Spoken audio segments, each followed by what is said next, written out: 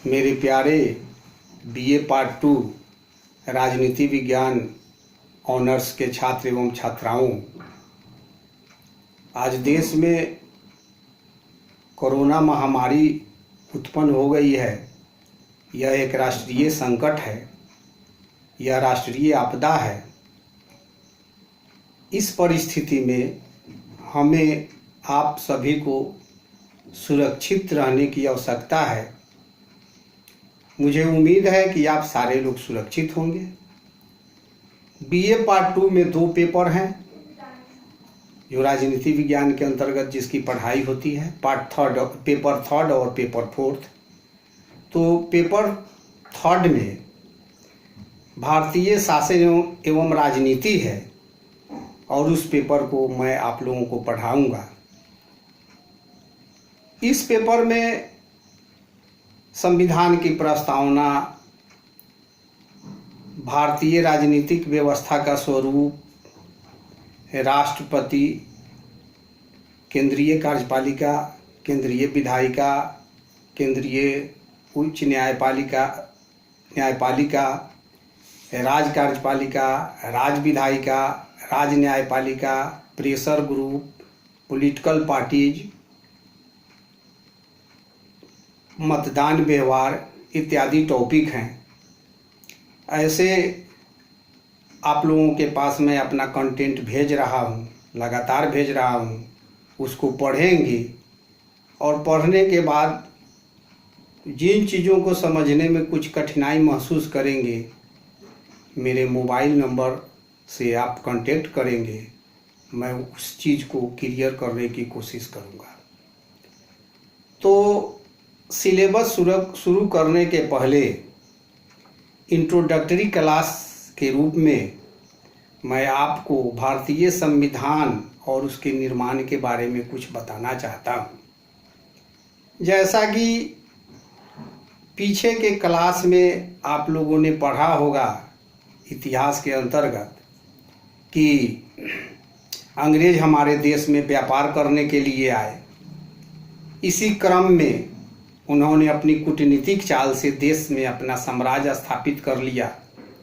1757 से साम्राज्य स्थापना की शुरुआत की, जो 1947 ईस्वी के आज़ादी के बाद समाप्त हुई।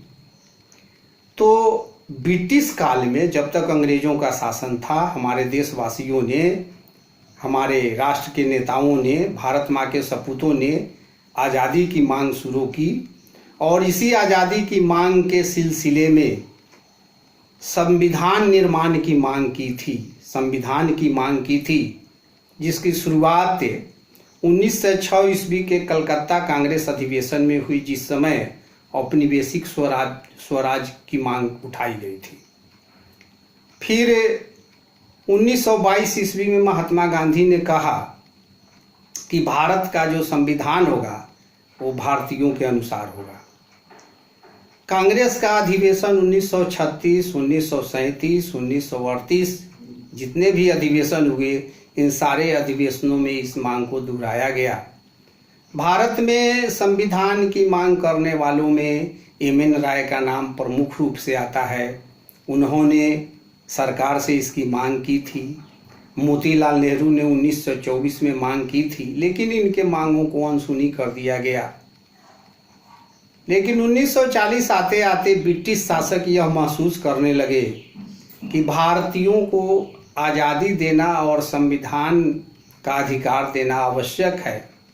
इसलिए 1942 में उन्होंने क्रिप्स मिशन भेजा। फिर 1946 में कैबिनेट मिशन भेजा। कैबिनेट मिशन योजना के आधार पर भारतीय संविधान निर्माण की शुरुआत हुई। उस समय 1935 ईस्वी के अधिनियम के अंतर्गत 1946 में प्रांत के विधान सभाओं की चुनाव हुई थी। अब तत्कालीन परिस्थितियों में संविधान सभा का चुनाव कराना संभव नहीं था। इसीलिए प्रांतीय विधान सभाओं के सदस्यों के द्वारा संविधान सभा के सदस्यों का चुनाव कराया गया। इस चुनाव में जो चुनाव जुलाई 1946 में हुई थी। इस चुनाव में कुल 389 सदस्य थे। 292 सदस्य ब्रिटिश प्रांतों के थे और 93 सदस्य जो प्रांतीय स्वायत्त मतलब रियासत के थे। 4 चीफ कमिश्नरी क्षेत्र के थे। टोटल 389 सदस्य थे। लेकिन भारत विभाजन के बाद जो पाकिस्तानी समर्थक मुस्लिम लीग के जो सदस्य थे, उन्होंने संविधान सभा की बैठक में या संविधान निर्माण में भाग लेने से इनकार कर दिया। सदस्यों की संख्या घट गई। अब 289 सदस्य बचे थे। 9 दिसंबर 1946 ईस्वी को संविधान सभा की प्रथम बैठक हुई, जिसमें डॉक्टर सच्चिदानंद सिन्हा को संविधान सभा का अध्यक्ष बनाया गया।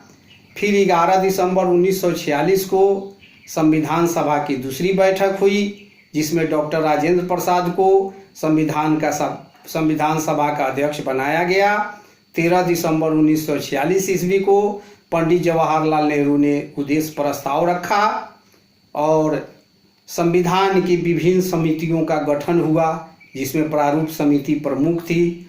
डॉक्टर अंबेडकर को प्रारूप समिति का अध्यक्ष बनाया गया और सरदार वल्लभ भाई पटेल मौलिक अधिकार समिति के अध्यक्ष बने और अन्य प्रकार की विभिन्न समितियों का गठन किया गया। संविधान सभा ने संविधान निर्माण का काम शुरू किया। संविधान बनाने में 2 वर्ष 11 महीना 18 दिन का समय लगा। इसमें कुल 6,40,000 रुपये खर्च हुए। मूल संविधान में 90,000 शब्द थे और 26 नवंबर 1949 को भारत का संविधान बनकर तैयार हो गया, जिसको संविधान सभा ने पारित किया। भारत का संविधान 26 जनवरी 1950 को लागू हुआ। अब 26 जनवरी 1950 को ही क्यों लागू हुआ, इसके पीछे एक महत्वपूर्ण कारण यह है कि दिसंबर 1929 ईस्वी में लाहौर में जो कांग्रेस का अधिवेशन हुआ था, जिसके अध्यक्ष पंडित जवाहरलाल नेहरू थे, उन्होंने उस अधिवेशन में कांग्रेस ने पूर्ण स्वराज की मांग की थी और 26 जनवरी 1930 में भारत में प्रथम स्वाधीनता दिवस मनाया गया। यह एक महत्वपूर्ण दिवस है, इसीलिए 26 जनवरी 1950 को भारत का संविधान लागू किया गया। भारत की आज़ादी के बारे में भी कुछ विद्वानों का कहना है कि 15 अगस्त 1947 को ही भारत को क्यों आज़ादी मिली। तो कुछ विद्वानों की राय है कि चूंकि जापान 15 अगस्त 1945 को आत्मसमर्पण किया था, ब्रिटेन के लिए यह एक महत्वपूर्ण ऐतिहासिक दिन था। इसी को मान करके ब्रिटेन ने भारत को 15 अगस्त 1947 को आज़ाद किया। अब हम इसके पहले भारत में 2 चीज़ है। 1858 के पहले भारत में गवर्नर जनरल और 1858 के बाद वायसराय, फिर भारत सचिव की बात आती है। तो आप विद्यार्थियों को मैं ये समझा देना चाहता हूँ कि गवर्नर जनरल और वायसराय में क्या अंतर है। तो जितने समय तक मतलब क्रांति 1857 की क्रांति के समय तक, जब ईस्ट इंडिया कंपनी का शासन था देश में, तो उस समय के जो देश के सर्वोच्च शासक होते थे उनको गवर्नर जनरल कहा जाता था। लेकिन 1858 में जब ब्रिटिश शासक ब्रिटेन की सरकार ने भारतीय सत्ता को अपने हाथ में ले लिया, तो उसके बाद के जो प्रतिनिधि हुए वो वायसराय कहे जाने लगे और इंग्लैंड के ब्रिटेन के कैबिनेट में भारतीय मामलों की देख रेख करने के लिए एक मंत्री नियुक्त किए जाते थे। जिनको हम भारत सचिव कहते हैं। तो भारतीय संविधान का जब निर्माण हुआ तो मूल संविधान में 22 भाग, 8 अनुसूचियां और 395 अनुच्छेद थे और विश्व के अनेक देशों के संविधान से अच्छी अच्छी बातों को ग्रहण करके इसमें समाहित किया गया। जैसे ब्रिटेन के संविधान से विधि का शासन, संसदीय शासन व्यवस्था, प्रधानमंत्री का पद, संयुक्त राज्य अमेरिका के संविधान से मौलिक अधिकार, उपराष्ट्रपति, न्यायिक स्वतंत्रता, फिर फ्रांस के संविधान से गणतंत्रात्मक शासन प्रणाली, राष्ट्रपति का पद, कनाडा के संविधान से संघीय शासन व्यवस्था, राज्यपाल का पद, जर्मनी के संविधान से आपातकालीन प्रबंध, ऑस्ट्रेलिया के संविधान से संघ सूची, समवर्ती सूची और राज्य सूची और अवशिष्ट शक्तियां संघ को दी गई। दक्षिण अफ्रीका के संविधान से संशोधन की प्रक्रिया, आयरलैंड के संविधान से राज्यसभा की रचना और नीति निर्देशक तत्वों को ग्रहण किया गया। तो इस तरह से भारतीय संविधान का निर्माण हुआ और भारत में एक संपूर्ण प्रभुत्व संपन्न लोकतांत्रिक गणराज्य की स्थापना की है। मतलब गणतंत्र, भारत गणतंत्र घोषित हुआ। तो गणतंत्र क्या है? गणतंत्र वैसी शासन प्रणाली है जिसके सर्वोच्च शासक, जिनको हम राष्ट्रपति कहते हैं, उनका पद वंशानुगत नहीं होता है, बल्कि उनका पद निर्वाचित होता है और एक निश्चित अवधि के बाद उनके पद का निर्वाचन होता है। इसीलिए भारत में गणतंत्र की स्थापना की गई और भारत को गणतंत्र कहा जाता है। संपूर्ण प्रभुत्व संपन्न का क्या मतलब हुआ? संपूर्ण प्रभुत्व संपन्न का मतलब है कि भारत की अपनी संप्रभुता है। यह आंतरिक और बाहरी मामले में किसी देश के ऊपर आश्रित नहीं है। भारत आंतरिक और बाहरी किसी मामले में निर्णय लेने में स्वतंत्र है। लोकतांत्रिक शासन प्रणाली, प्रतिनिध्यात्मक शासन प्रणाली इसको कहते हैं कि लोकतांत्रिक शासन प्रणाली और प्रतिनिध्यात्मक शासन प्रणाली जो होती है, इसमें जनता के द्वारा प्रतिनिधि चुने जाते हैं, वे ही प्रतिनिधि शासन में भाग लेते हैं। फिर भारत में संसदीय शासन प्रणाली की स्थापना की गई है। संसदीय शासन प्रणाली क्या है? तो जैसा कि हम जानते हैं कि जो प्रजातंत्र है, जनतंत्र है, वो दो प्रकार के होते हैं। एक प्रत्यक्ष प्रजातंत्र होता है, एक अप्रत्यक्ष प्रजातंत्र होता है। प्रत्यक्ष प्रजातंत्र के में शासन में सारे लोग भाग लेते हैं, जो अभी स्विट्जरलैंड में वर्तमान है। और अप्रत्यक्ष प्रजातंत्र में जो जनता के प्रतिनिधि हैं वो शासन में भाग लेते हैं। अप्रत्यक्ष प्रजातंत्र के भी दो भेद हैं, एक संसदीय प्रजातंत्र और एक अध्यात्मक शासन प्रजातंत्र। तो जो संसदीय शासन प्रणाली है, जिसमें सरकार के 3 अंग होते हैं, कार्यपालिका, व्यवस्थापिका, न्यायपालिका। तो जो संसदीय शासन प्रणाली है उसमें कार्यपालिका जो है वह व्यवस्थापिका के प्रति उत्तरदायी होती है।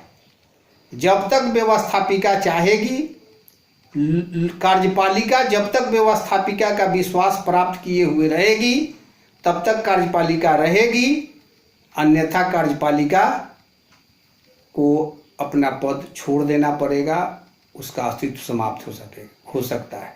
वैसी स्थिति में यह संसदीय शासन प्रणाली अपनाई गई। फिर भारत में पंथ निरपेक्षता की घोषणा हुई।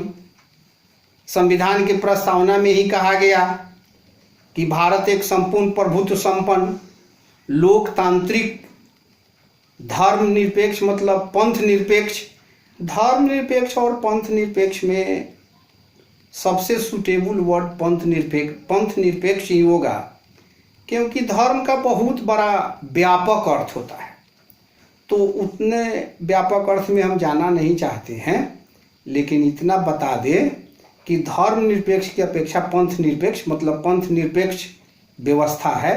तो पंथ निरपेक्ष क्या है, पंथ निरपेक्षता क्या है?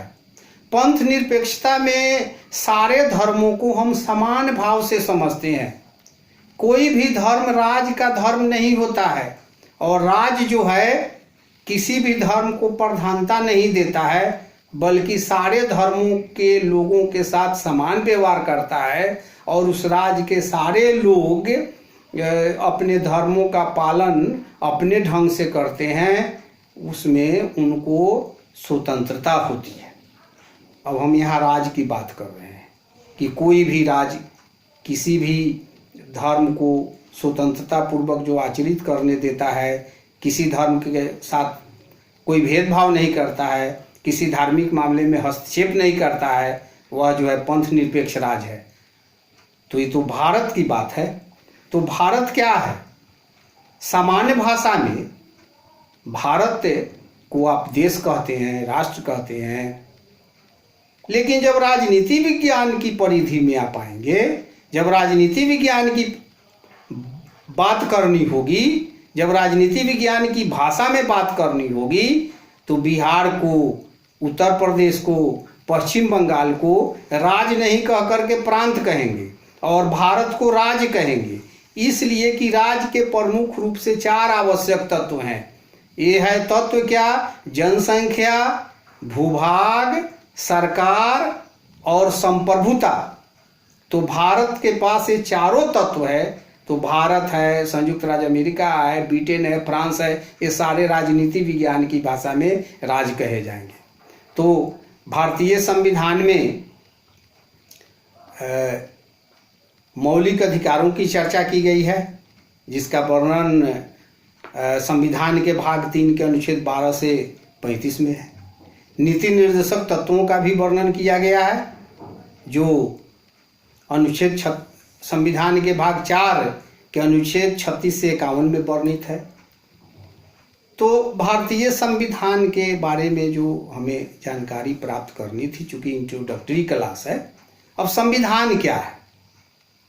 ऐसे संविधान का समान अर्थ होता है संरचना या ढांचा, लेकिन राजनीति विज्ञान में जब हम संविधान की बात करते हैं तो संविधान मौलिक विधान है, मौलिक विधि है, जिसके आधार पर देश का शासन संचालित किया जाता है।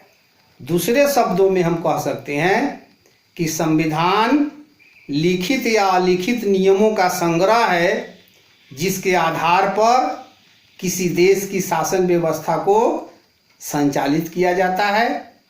आज के इंट्रोडक्टरी क्लास में इतना ही, और आप समझेंगे, और कोई दिक्कत होगी तो जो कंटेंट भेज रहे हैं या जो वीडियो बनाकर भेज रहे हैं, समझने में अगर दिक्कत होगी तो आप लोग फ़ोन से कांटेक्ट करेंगे, मैं उसको समझा दिया करूँगा। धन्यवाद।